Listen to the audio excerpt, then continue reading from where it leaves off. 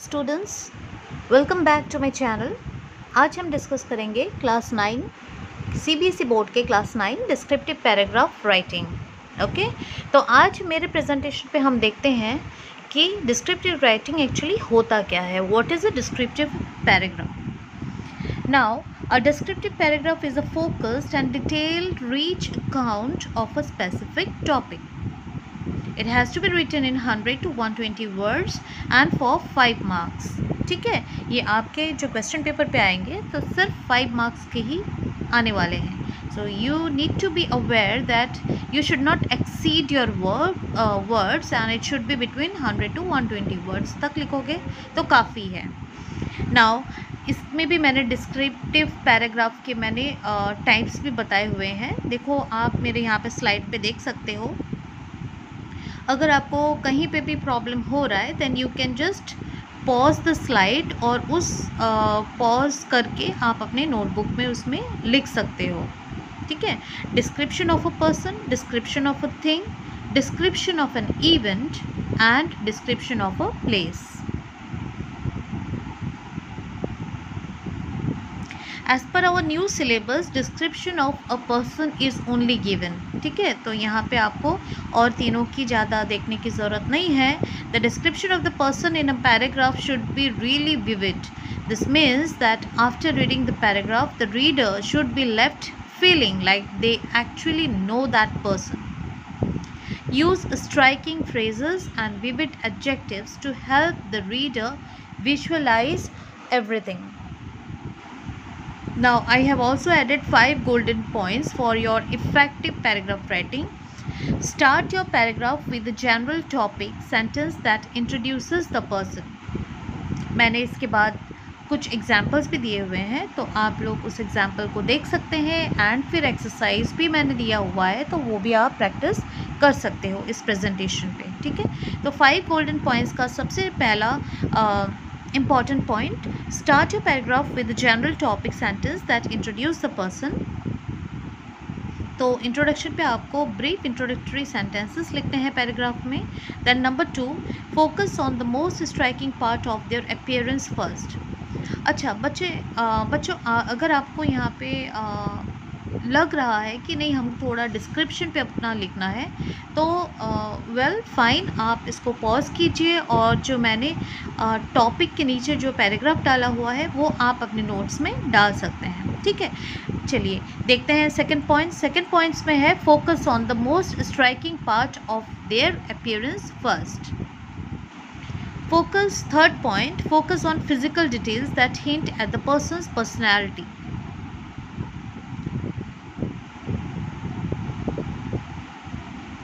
Number 4, fill in any last details to give a good general picture. Make sure that your reader has a good sense for the most important parts of this person's appearance. तो जितनी भी description है आप यहाँ से पढ़ लीजिए pause करके. And the paragraph with a resonant description और कंक्लूशन. तो आपकी एंडिंग बहुत क्वालिटी वाइज बहुत अच्छी होनी चाहिए, बिकॉज मोस्टली इवैल्यूएटर्स एंडिंग और इंट्रोडक्शन और एंडिंग अगर आपका काफ़ी अच्छा हो तो वो इम्प्रेस हो जाते हैं. And in most of the cases you are having the chances of getting the full marks. Now while describing people we should take care of the following points. Height, आपको वहाँ पे height describe करना है. build, hair, eyes, complexion, other features, appearance, qualities, ये सारे कुछ points मैंने edit किए हैं जिससे आपका जो डिस्क्रिप्टिव पैराग्राफ है काफ़ी इम्प्रेसिव लगता है, काफ़ी इफ़ेक्टिव लगता है और ये एक इवैल्यूएटर पे एक बहुत अच्छा इम्प्रेशन भी छोड़ता है. ठीक है, तो this point should be added children. Any other relevant details like profession, status in society, role played by him or her in the societies, that also you can add. Now ये एक format दिया हुआ है. ये format पे सबसे पहले आपको लिखना है टाइटल. टाइटल आप लिखेंगे कैपिटल लेटर्स में ही, बोल्ड लेटर्स में लिखेंगे. इसके बाद आएगा बॉडी. जैसे कि मैंने बॉडी के पार्ट्स कुछ बता दिए हैं, लाइक फर्स्ट इंट्रोडक्शन, तो introducing the topic. Next, you have to give all the details of that particular topic. Do not see, children, please do not add your personal opinion.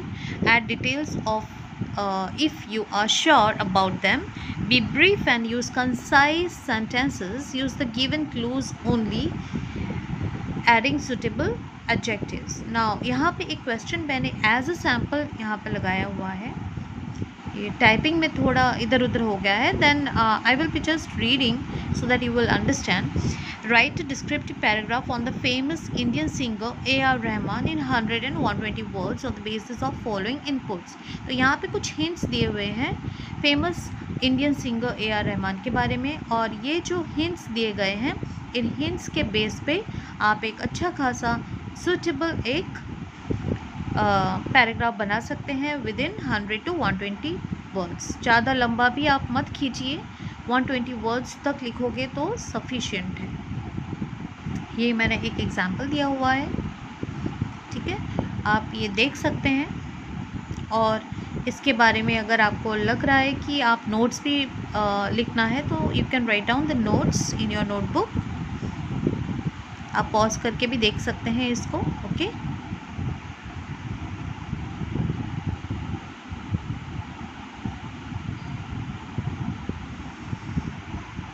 Sample 2 पे भी मैंने एक question रखा है. Usually ऐसे questions आपके आएंगे जो पर्सन्स के ऊपर डिटेल डिस्क्रिप्टिव पैराग्राफ आ सकते हैं क्लास 9th के सिलेबस में, CBSE बोर्ड्स में. On the basis of the clues given below, right paragraph in not more than 100-120 words on Narendra Damodar Das Modi. You can collect more information from books, internet and other sources. कुछ clues यहाँ पे दिए हुए हैं और यहाँ से आपके आंसर्स हैं. You can just go through it.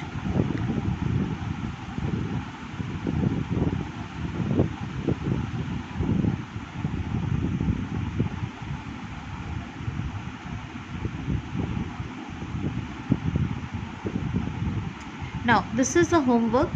ये कुछ मैंने आपके असाइनमेंट दिए हैं. You can do by your own. ये आप एक बार कर लोगे तो मेरे को उसके बाद आप सेंड कर सकते हैं या फिर आप मुझे कमेंट कर सकते हैं, ठीक है, जहाँ पे भी आपको डिफ़िकल्टीज लग रहा है. These are the hints I have given. And write a descriptive paragraph on Mother Teresa in 100 to 120 words on the basis of following inputs. तो this are the inputs I have added. Just go through it और इसको complete करके आप मुझे comment section पे comment लिख सकते हैं. Okay, that's all for today. Thank you for watching. Thank you, children.